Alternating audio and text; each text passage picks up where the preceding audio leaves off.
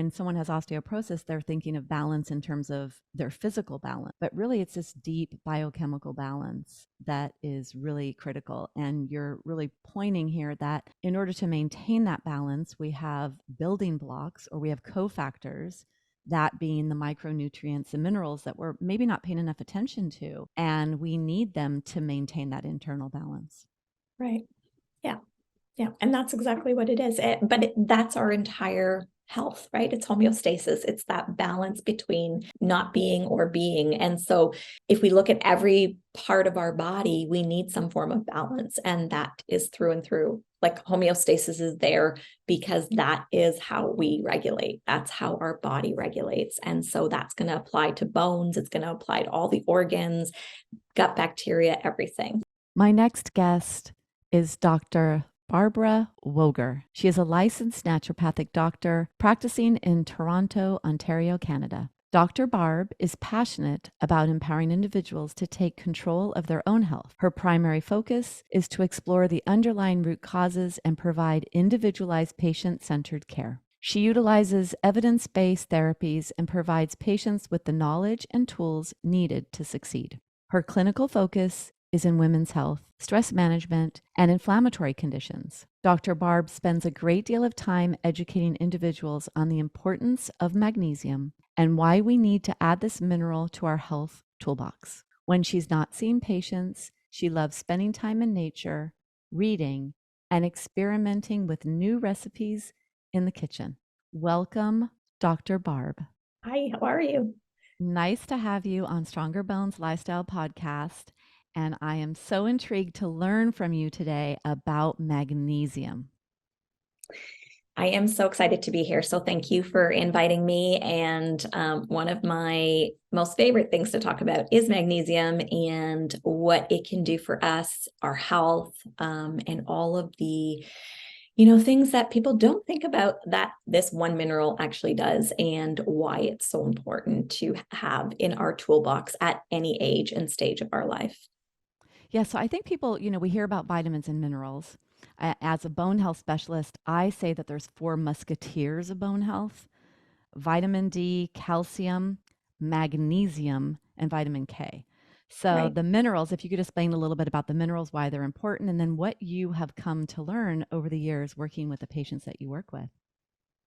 Right. So minerals are often, if I'm just speaking about a group of minerals are often, they're necessary for the proper functioning of things in our body. And we don't need, as much of each mineral as we would with, let's say, magnesium. Obviously, if we're looking at zinc or something like that, we're not going to use as much. So there's different amounts that we need of each of these micro nutrients, but these minerals basically function or allow the body to function properly. Like that is basically their overall structure and what their job is. Now, mind you, certain minerals have certain jobs to do. And when we look at magnesium, we have to look at the wide range of important duties that this mineral has. So when we look at magnesium, it's the 4th most abundant mineral in the body. So it's huge, right? And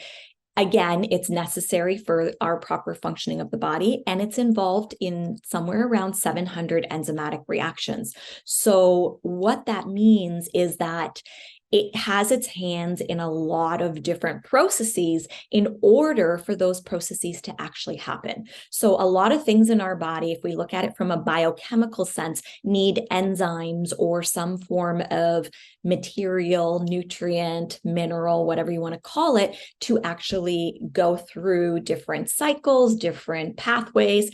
And if we don't have those enzymes or those nutrients, then that shuts down, or it also that process just won't run as efficiently as if we did have all the components there. So when we look at 700 enzymatic reactions, this is huge. Like there's no other mineral that actually has to do this much work. And when we just dumb it really down, every cell in our body contains magnesium and needs it to function. So that's how important it is. And it's why there's so much magnesium deficiency out there and why it's implicated in dozens of different health conditions.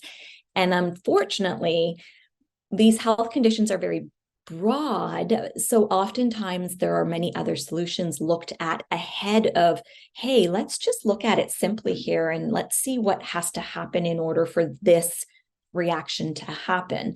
But it doesn't actually get the same attention. And so my passion is creating awareness and knowledge around the important role that this mineral plays in our body.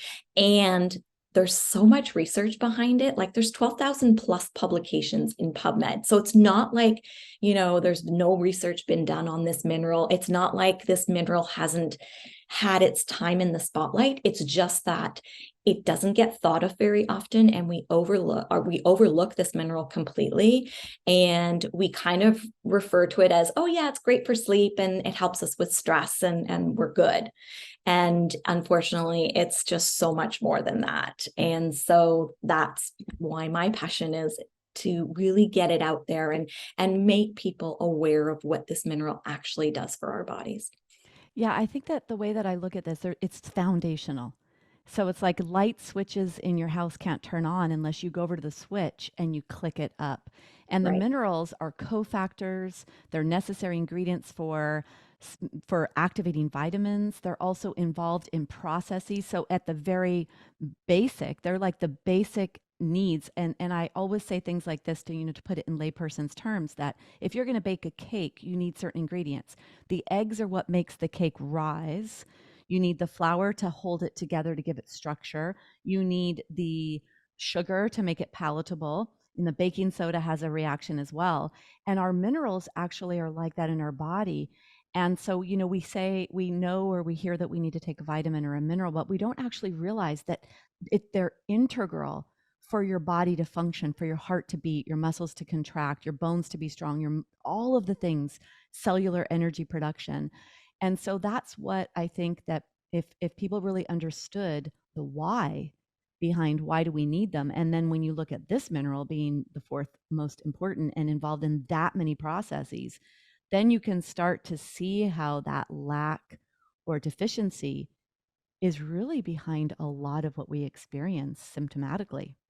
Right. And we also, the problem here too is that our society tends to focus heavily on macronutrients, right? And so we look at the protein and the carbohydrates and the fats, and we kind of put those ahead of everything else. And they're important, don't get me wrong. They are very important, and they serve purposes, but it tends to not allow us to kind of look at the micronutrients. So, they're not often speaking about a micronutrient in isolation, or, that it is a cofactor or that it is necessary to kind of turn that lock, right? That's what minerals do, but they don't get that attention. And so, I think even through this last pandemic that we've had, we were also very heavily looked at vitamin D and zinc for those very important reasons, because zinc and the immune system and vitamin D in the immune system.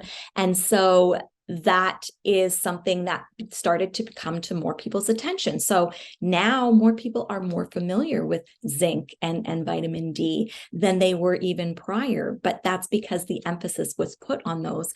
And so oftentimes, we don't look at the smaller capacities of micronutrients and what they do. And so they just get overlooked. And, we hear the common, vitamin C's and D's and calcium, and that's pretty much all that we hear. And so people don't have that education or that knowledge, or even the awareness of it. Yeah. Okay. So this brings me to symptom management. And that's what we're trying to do, right? So we're actually behind the eight ball. We're Mhm. at the symptom place where, oh, now we have a pandemic. So the immune systems are struggling. We need more zinc. We need more vitamin D. So we wait until the symptom comes up, and then we try to manage the symptom. And it's kind of, with conventional medicine, everything's about a medication. Here's the Band-Aid solution for this issue, this issue. And then sometimes we look at supplementation the same way, where it's like, let's manage this symptom. But really, it's more about foundation. And I think that that's what you're really raising awareness to is, and the work that you do as a naturopathic doctor, I do that as a functional health coach. I run functional labs looking at minerals. And I specialize in bone health where minerals, the bones are storing minerals. It's Right. really looking at the foundational aspect. And so I think that that passion that you have is raising awareness, because I see you on Instagram. And what is your handle on Instagram? It's just Oh, my name, Dr. Barb Woegerer. okay, Dr. Barb Woegerer. You put out some amazing information, quite often with evidence-based research for that, and you're really raising awareness. So it's not just, oh, you can't sleep, take magnesium. Oh, you can't do this, take magnesium. I'd love for you to talk about the forms of magnesium. I'd love for you to talk about what they, why it matters to take one versus the other. And then, of course, we know that there's one out there that's the most common and it can have some effects on bowel movements, right? So, this foundational aspect, because if you really lay down the why, I find if we lay down the why do we need this mineral? Right. Yeah, 700, but let's talk about women that are aging, bone health, hormone development, and how it plays a role in healthy and happy aging. Right. And if we look at, okay, so just when we look at where magnesium is stored in the body, right? And one of the most abundant places is in the bones, right? So we know that magnesium, 50 to 60% of the body's magnesium is actually stored in the bones. And then the rest is in the soft tissues, and then less than 1% is actually in the blood serum. So, which brings up a very important point just before I go on. Most patients will come in and be like, well, my doctor tested magnesium and it's fine.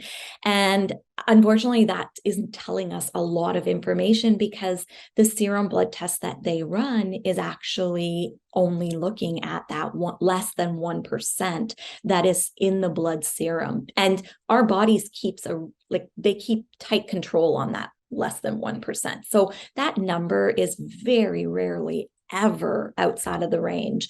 It's usually right in the middle or towards the higher end. And, people see that and they're like, oh, well, my magnesium is great. And it's actually, in fact, not, because we haven't looked at 99% of the rest of the magnesium in the body.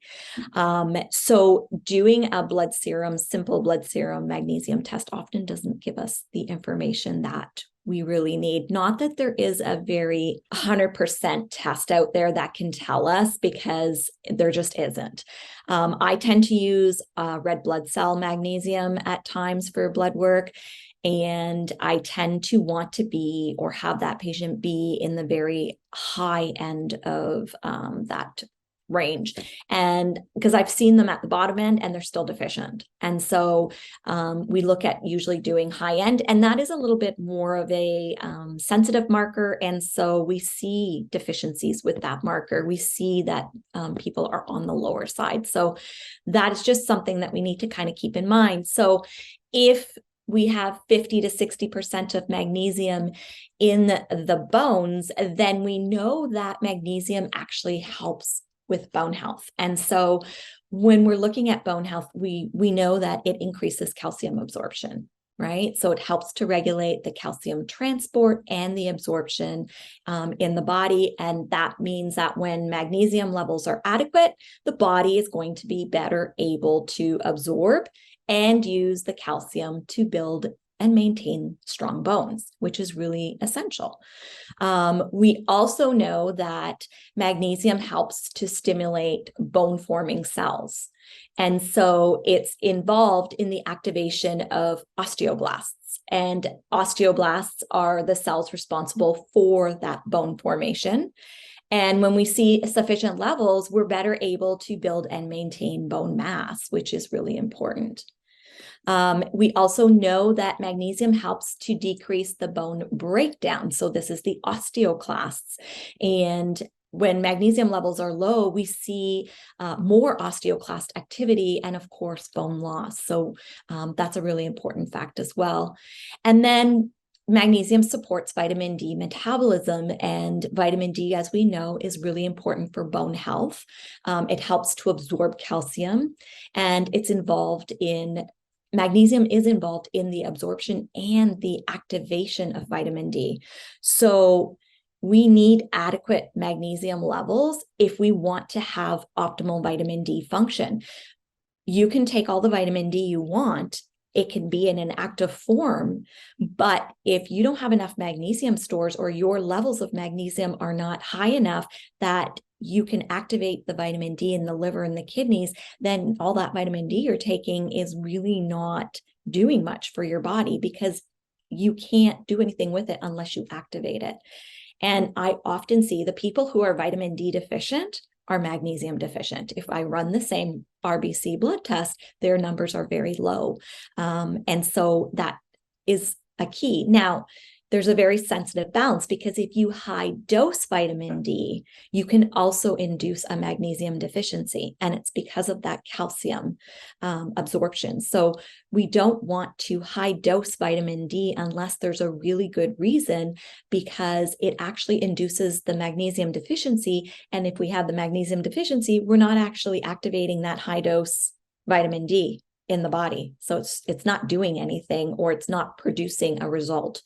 So that becomes really important as well. And then, of course, we know magnesium reduces inflammation, and we know that chronic low-grade inflammation contributes to bone loss, often contributes to osteoporosis, and magnesium has that anti-inflammatory property, which can help to reduce that inflammation and protect bone health overall. So it plays a big role in bone health, even though this is not a common thing that is out there about magnesium and bone health.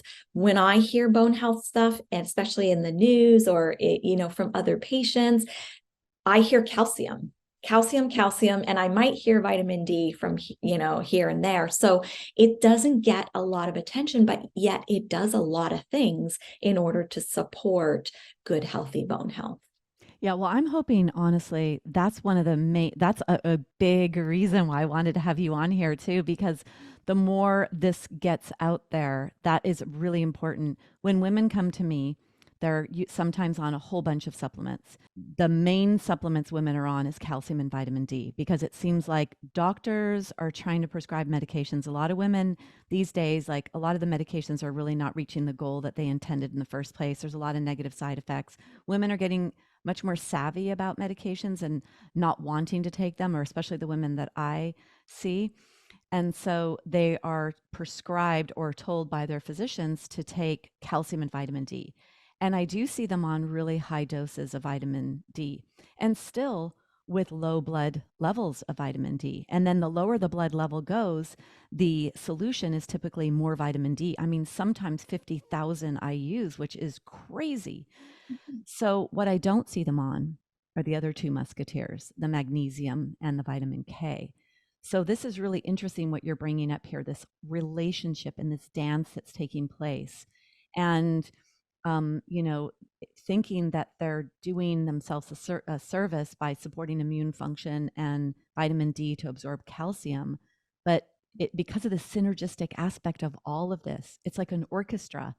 And you can't just have one or two players. And if one player is missing, or if a whole section is missing, let's say a whole section, if you don't have the strings, that melodic, emotional component that strings bring to an orchestra. So this really is like this. We need that harmony. So could you speak just a little bit more about that? Women that are taking high dose of vitamin D, like, Yeah. yeah. So before I go into that, see, this is the other issue that we have to be concerned with. So many of the menopausal women, even perimenopausal women that I see, they come in, you're right, with vitamin D and or calcium. And the problem with that is, as well, is that when we're taking calcium without sufficient magnesium, so magnesium and calcium have a marriage, and vitamin D and magnesium have a marriage. And so when we look at when we start taking lots of calcium and we don't have enough magnesium in the system, we cannot break that calcium down. It's magnesium's job to break down calcium. So if you are sending women out with vitamin D and calcium thinking, okay, this is good for their bone health, which you would, that's what the society is led to believe, you are doing a disservice, because you're bringing in more calcium into the system. Well, what does calcium do? It it builds things. It's a calcification, right? So it can produce stones, it can produce bone spurs, it can produce, you know, it can produce like little tiny, what do you call them? I call them cobwebs, the Yeah, like adhesions. in the art, yeah. Yeah, And it's in the joints and in some of the arteries, right? Like these are all formed by calcium. And so when we're sending women out with calcium and vitamin D, that's what we're doing, because we have nothing to kind of metabolize or break that calcium down. And I'm even really reluctant to sometimes prescribe more calcium because we actually get a lot of calcium from our foods. And we don't even need to be eating dairy. So, like my patients that are dairy free are still getting the calcium that they need. And I really reserve calcium for people who are in that osteoporosis state or maybe osteopenia, and we want to try to reverse some of that. But if that isn't going on, I'm even reluctant not to do calcium, and I do vitamin D, K2, and magnesium because I know that magnesium and K2 have a very similar function in that they direct the calcium to the bones, not the arteries or joints or any other deposits, kidney stones, stuff like that. So K2 does that as well and helps to absorb that calcium, which is great. And then magnesium helps to activate vitamin D. And if that person is on a calcium supplement, it helps to break down that calcium. You can't break that calcium down if you don't have magnesium. That's it. Like, and this is a big problem because this is what most people are coming in with is these two types of supplements. yeah. I always say it's like bones and teeth and pearls are made out of calcium, and that's like a hard substance. You don't want that in your soft blood vessels around your heart, even No, in your joints. And no. so, what do you do for testing, for mineral testing to determine? Sometimes I'll do like a mineral panel. We have panels here that we can run. We can also run, I do run RBC, I do run vitamin D. Sometimes I will run the mineral panel for the calcium. But I That's really serum. It's all serum. serum. Yeah, Do you ever do hair mineral testing? I do, but I've had some inconsistent results with hair testing, and that's going to depend on whether or not they've used some type of, color or whatever. And I know you're supposed to get the very bottom, and we've tried that, and sometimes we've gotten inconsistent results.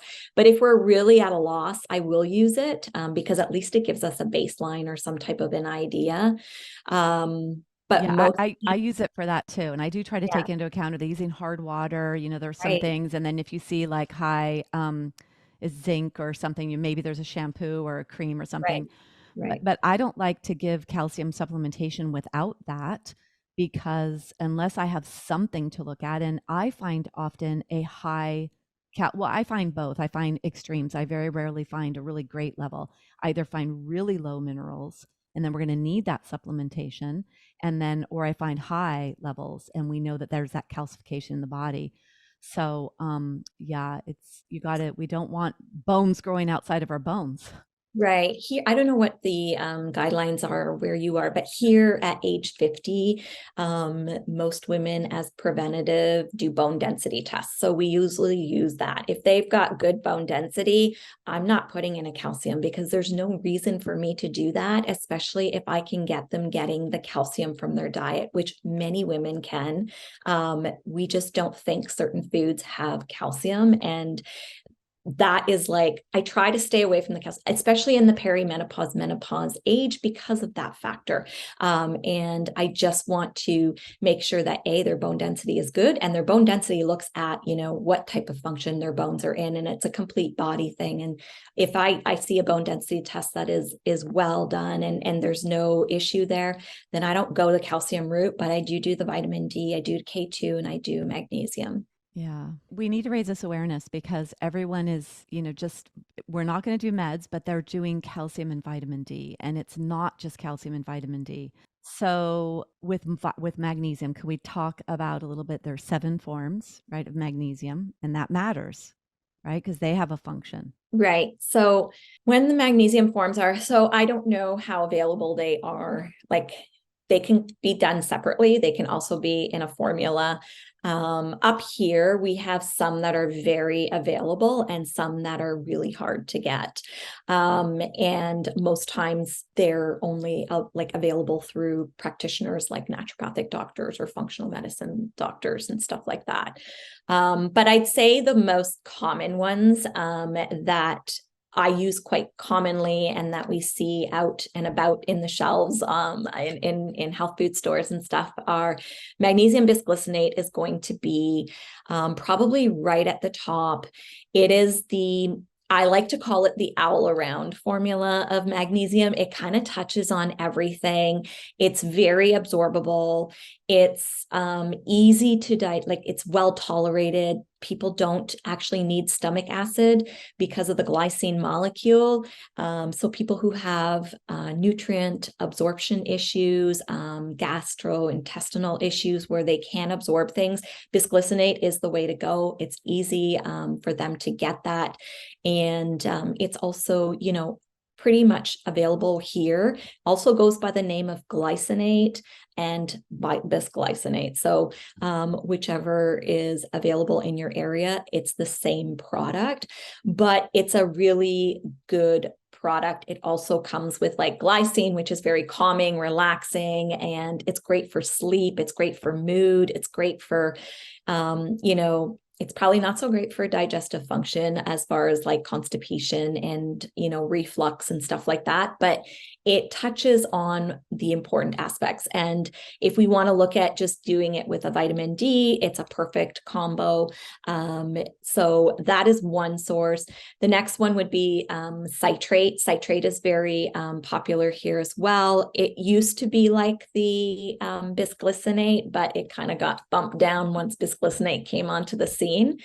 And bisglycinate is actually 4 times, it's got more absorbability and capacity than citrate. So citrate is very specific. It's kind of a osmotic laxative, right? So it brings water into the colon and it allows for better bowel movements, regular bowel movements. I use it in constipation cases. I use it in reflux cases, those types of things, migraines. You have to kind of work your way up with citrate though, because you can get loose stool if you start too high too quickly. So you want to titrate to make sure that your body becomes used to it, but it usually doesn't need a lot. You can usually go within that recommended dietary allowance with citrate and still get the benefit.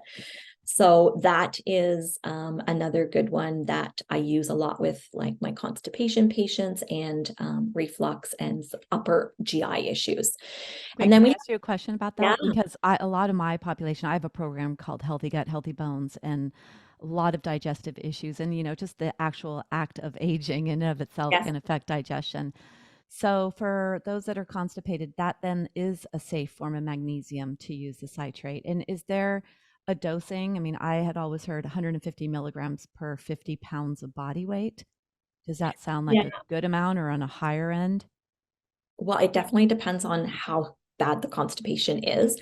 Normally, if you do somewhere between 300 and 400 milligrams, we can get pretty good results. Where it's kind of a play, but where we don't have like diarrhea, loose bowels, and we have regular bowel movements and they're still formed kind of thing. So Goldilocks. We're looking for the yeah, Goldilocks poop. yeah. And But that's also going to be supportive of bone health.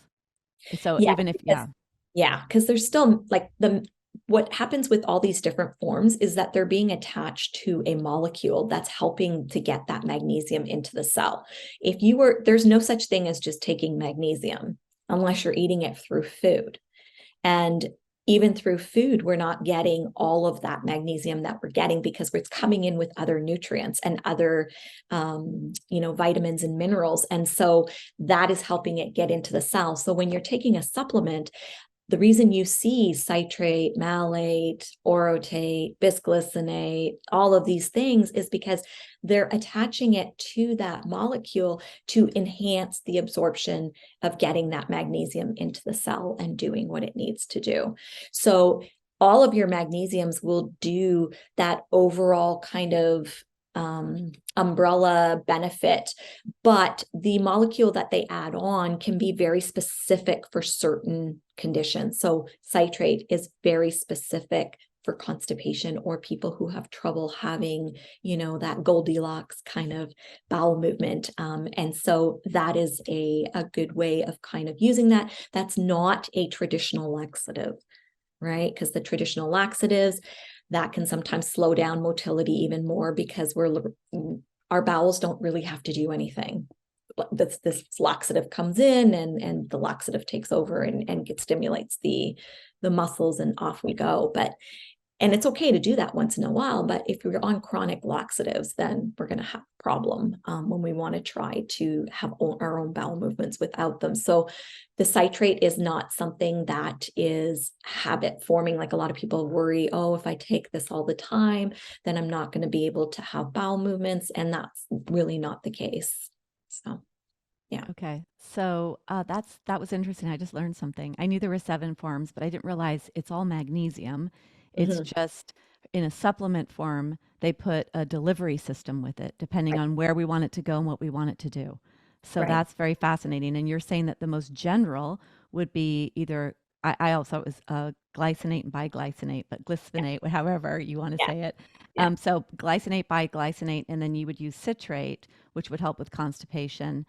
And then for bones in particular, would you say that glycinate or biglycinate are the best forms? Usually use the bisglycinate or the glycinate. Yeah. Yeah. Okay. And especially if somebody has a GI issue already where I know that, they might have gas or bloating, they might have some gut lining disruption, I'm going to tend to stick with the bisglycinate because if they take another form of magnesium, they may not absorb that because, again, we need to make sure that they're absorbing it in order for it to actually do what it needs to do. And so bisglycinate doesn't use our stomach acid. So somebody who has, reflux or somebody who has gastritis, they're going to be much harder pressed to absorb some of those nutrients coming in, or celiac or Crohn's or IBD, like the inflammatory bowel diseases, they're not absorbing the same way as somebody who doesn't have that.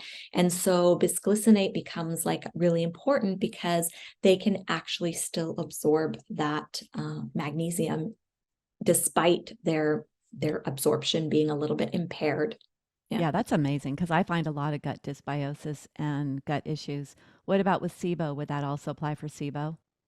Yeah, because SIBO is, again, it's a disruption of the gut microbiome, right? So it could be you have too many good bacteria or too many bad bacteria, right? So it's not always the bad bacteria. And, personally, for me, SIBO is basically a gut dysbiosis. You've got an imbalance in bacteria, right? I mean, yes, they might have translocated, but it's the bacteria that are imbalanced. So you either have too many good bacteria in the wrong area, or you have too many bad, or you have this imbalance between the two that are causing the symptoms of SIBO, which are often like the gas, the bloating. Some people will have diarrhea, stuff like that. Yeah, interesting. I just recently was listening about Acromancia, one of the commensal or good gut bacteria. However, when it's overgrown, it's mucus degrading and it degrades the mucus layer and the lining. So it really is about balance. And when someone has osteoporosis, they're thinking of balance in terms of their physical balance. But really, it's this deep biochemical balance that is really critical. And you're really pointing here that in order to maintain that balance, we have building blocks or we have cofactors, that being the micronutrients and minerals that we're maybe not paying enough attention to. And we need them to maintain that internal balance. Right. Yeah.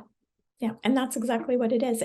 That's our entire health, right? It's homeostasis. It's that balance between, not being or being. And so if we look at every part of our body, we need some form of balance. And that is through and through. Like homeostasis is there because that is how we regulate. That's how our body regulates. And so that's going to apply to bones. It's going to apply to all the organs, gut bacteria, everything. Right. So, yeah. Yeah, so you spoke about the supplements and the delivery system that's put on them with supplements. What about food? Because food, magnesium then is in its most perfect form. So what are some of the food recommendations that maybe have a better bioavailability than some of the other foods, if that's part of what happens? That's going to depend upon that individual. So, obviously, magnesium rich foods include a lot of leafy greens, seeds, nuts. Salmon is part of the fish family. Avocados, bananas, like those types of foods are very high. It's hard to get the amount of magnesium we need from the food we eat for a few reasons. Number one, our soils are not what they used to be. So due to our farming practices and the way that things are farmed, we don't actually produce as much nutrition in that plant or in that food as we used to. So we do see those numbers are lower. The other thing is we deplete our magnesium quite quickly. And so when you look at what depletes magnesium, if you have a lot of those things that are going on in your life, you're going to be always you're always going to be behind the 8 ball trying to get enough nutrition in to supplement your magnesium levels. And it's not that I don't believe nutrition is important. It's totally important. And I always say to my patients, by eating the magnesium rich foods, this is giving us the added addition. But it's very hard to get enough magnesium from our food to actually be transported, because you need to have a good digestive system to actually absorb those nutrients coming in from food. We know most people have some gut issue going on. This is very, very common. So if you're eating 300 milligrams of magnesium, you might actually only be absorbing 150. But if you're depleting magnesium because you're stressed and your insulin isn't in par, and you're having alcohol and you're eating sugar and you're working out, these all deplete magnesium. And so now you end up having this 150 milligrams that comes in from food, and it's just not enough. And so you are in this deficient state. And this is why we have such a big magnesium deficiency. This is why 70% of our population is deficient, is because we don't look at what depletes magnesium, and we don't. So when I see a patient and I see, okay, they have 5 of these that are depleting magnesium, I have to dose higher with them. Sure, I'm going to include food because I love food. I think food's a great thing. I just don't think it can be done on its own. And so I have to look at that, and then I dose accordingly based upon what's depleting their magnesium. Yeah, that's really true. So let's go over those depletion aspects again, because I thought that was really important. So Right. do you have like a list of 10 things or what? The biggest ones are obviously stress, right? So there's this, what I call a vicious circle. So magnesium really helps reduce our stress response. But when we're stressed, we go through our magnesium stores because it uses up magnesium. So if you're stressed, you're going to deplete magnesium. If you have an insulin resistance issue, or you don't have good control of insulin and glucose, blood glucose, that takes up magnesium because we are actually through the kidney depleting magnesium if we are insulin resistant. And this is like 12% of Americans are metabolically healthy, or 11%. And now I think it's closer down to 5%. So that's a problem with a big part of our population. And so that's going to deplete magnesium. Alcohol is a diuretic. We know magnesium is an electrolyte. It's going to be depleted by that. If we work out and we sweat, that's an electrolyte. It's gone. You're losing magnesium. If you have sugar, you will deplete your magnesium. It takes 54 molecules approximately of magnesium to process 1 molecule of sugar. That's Wow. a biochemical reaction. And if you love sugar, guess what? You're going to be blowing through magnesium like crazy because it takes so much. We know fluoride competes with magnesium and loses. it depletes our magnesium. So if we're using fluoride toothpaste and we're having fluoride in our water, and, up here in the cities, and like we have fluoride in our water, like unless you use a water filtration system, you're going to be consuming that fluoride.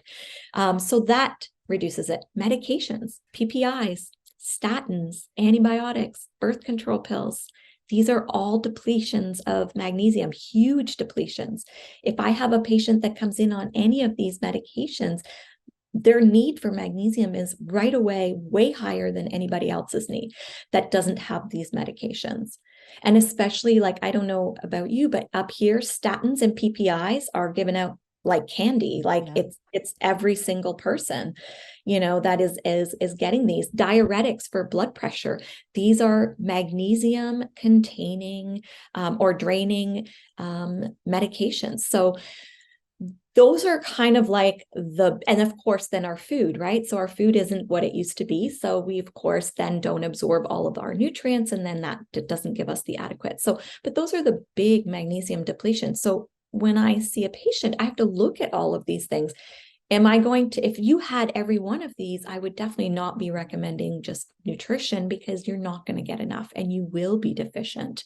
And this is where I think not enough awareness is created around magnesium deficiency, because if we understand where we lose magnesium, then we'll be in a better spot to say, okay, let's not just supplement the RDA, which is quite low. It's 310 to 420 milligrams, depending upon female, male, and pregnancy or not pregnancy. If we supplement only to the RDA, we're still not getting enough magnesium if you've got some of these deficiencies coming in. And so the RDA is a minimum of what is required to make the body at least work on a bare minimal kind of function. But you could still be very deficient if you had some of these triggers that were coming in, depleting your magnesium. Now, what about absorbability of magnesium, and how much should you take per dose if you're using a supplement?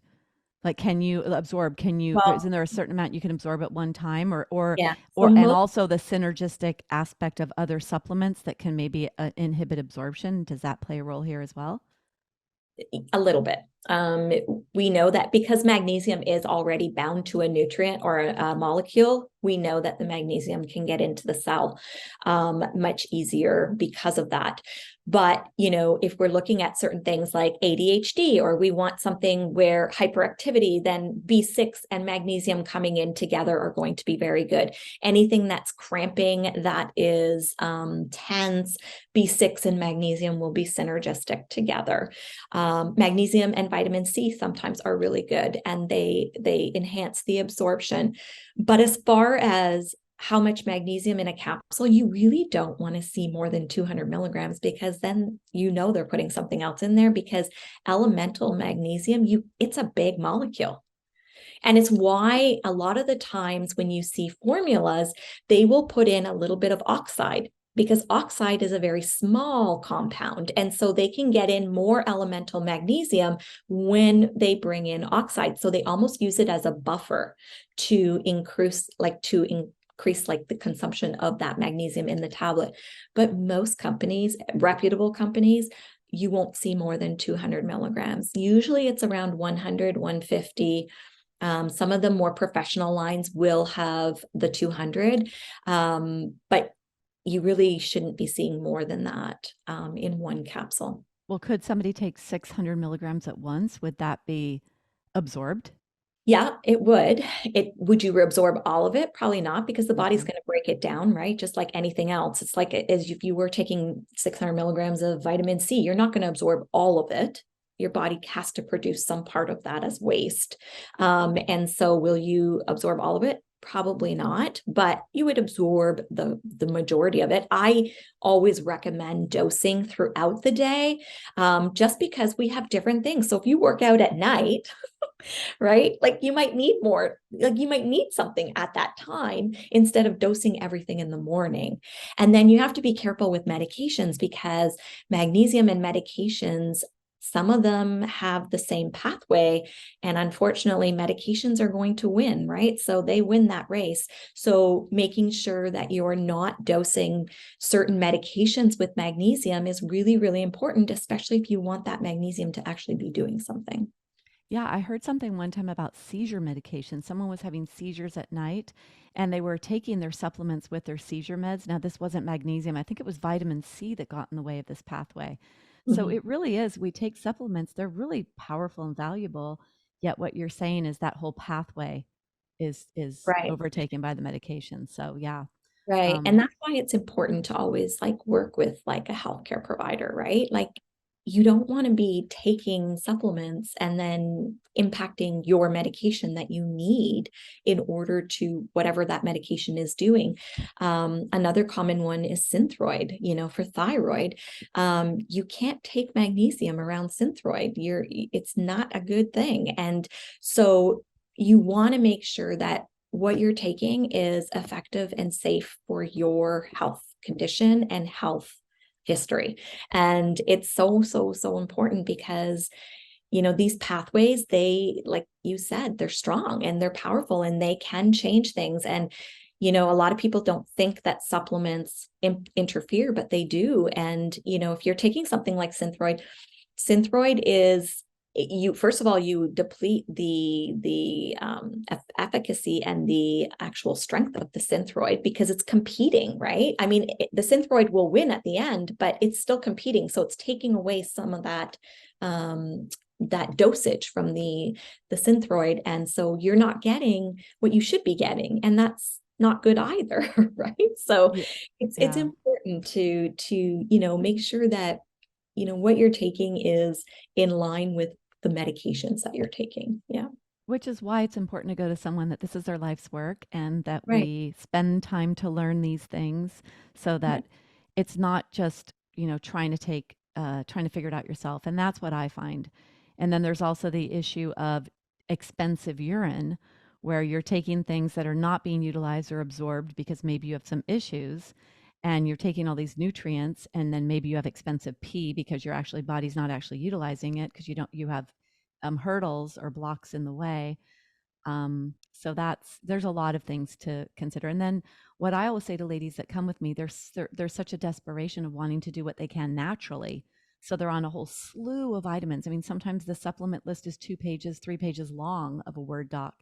And I'm looking through all these ingredients with them, and I'm like, wow, you have vitamin K here and vitamin K there. You have vitamin D here and vitamin D there. You've got calcium in this. Oh, you have calcium here. And there's so many. And your liver and kidneys have to manage that, have to process that, have to filter that out. And in order to manage that, your bones dissolve to release minerals as an alkalizing agent sometimes to buffer some of this. So it really is this balancing act and not just about taking supplements, Right. about learning what you need to do to take the supplements or finding out from someone the right protocols. Right. Exactly. Exactly. Okay, well, this has been so informative. I've learned a lot. I'm sure that many women have learned a lot. I just love what you put out there. And I love that you're so passionate about this because you're right. And 700 mechanisms that are happening. And maybe the issues behind fatigue or osteoporosis or digestive issues have to do with a magnesium deficiency. And it would be as simple as building up the reserves of magnesium to balance everything else. So it's another piece of the puzzle potentially. Absolutely. It sure is. And it's something that I always make sure I check when it comes to even any woman coming in with anything. If I know magnesium's involved in that reaction, I make sure that we look at that and we look at, if we're looking at bone health, yeah, we want to look at, okay, how much calcium are you coming in with? How much vitamin D are you coming in with? And why are you still D deficient if you are supplementing it? And like you said, like doctors are prescribing 50,000 IUs of vitamin D. If you are below the limit, especially since the pandemic up here, they have no hesitation in prescribing 50,000 IU in a week of vitamin D, but nothing else. And then they go and they get retested and it's moved like 5 points. And They don't understand why. And then they bump it up again. And it's just like nobody looks to see, okay, is this actually being activated in the body? Are we actually getting vitamin D to work in the body? And most times we're not. And this is a problem. Yeah, if I had one supplement, if I was only allowed to give someone one supplement, even if I didn't do testing to kind of fit, because I would really rather have more information for it would be magnesium. Mm-hmm. Number Mm-hmm. one would be magnesium for bone health. Probably number two would be vitamin K. Right, right. And we have to also remember, I don't know if I mentioned this when we were talking about the calcium, is that excess calcium, whether it's from foods or from supplement, they're going to deplete magnesium, right? Because if you have too much calcium in the system and you have nothing to absorb, metabolize, or distribute, then calcium is going to keep decreasing magnesium because it's looking for magnesium to help it break down and to help metabolize it. But if you are dosing more and more calcium, you're kind of lowering your magnesium status. So it's definitely, like you say, a dance, and we need those 3-4 nutrients together. And most times, unless you actually have osteopenia, osteoporosis, you don't need a calcium supplement unless there is a specific reason that you do, because you do get enough from foods. I get my patients to track it, and every single time they track it, they come back, they've got 2,000 milligrams a day coming from calcium. We don't need more than that. Yeah. So it's a balance. It's all about balance. yeah. It really is. And learning that's where the key is. And that's what you're doing. You're out there sharing all this information. So I love it. I am so happy that you came and spoke with us today. I can't wait to hear the great feedback from my community when this show is released. And hopefully one day we can have more discussions on some other topics or even more magnesium topics. I love that. I love that. Thank you so much again for having me. You're welcome. Thank you so much for listening to Stronger Bones Lifestyle Podcast. Bone loss is not an inevitable part of aging. We don't have to just wait for it to happen. There is so much that you can do. And that is what you will learn each week on the show. Go to my website, DebbieRobinson.com, if you want more information about what was shared in today's episode. At the bottom of this episode in the show notes, there will be links to whatever was shared. Please subscribe to this podcast, share this podcast with your friends, your family, or any women that you think may be interested or benefit from the information we're sharing. Please rate the podcast. And if you have any questions you'd like asked or answered, I would love to hear from you. Let's do this, ladies.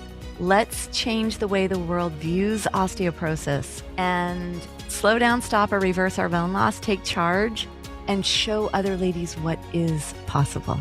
Thank you so much for joining me.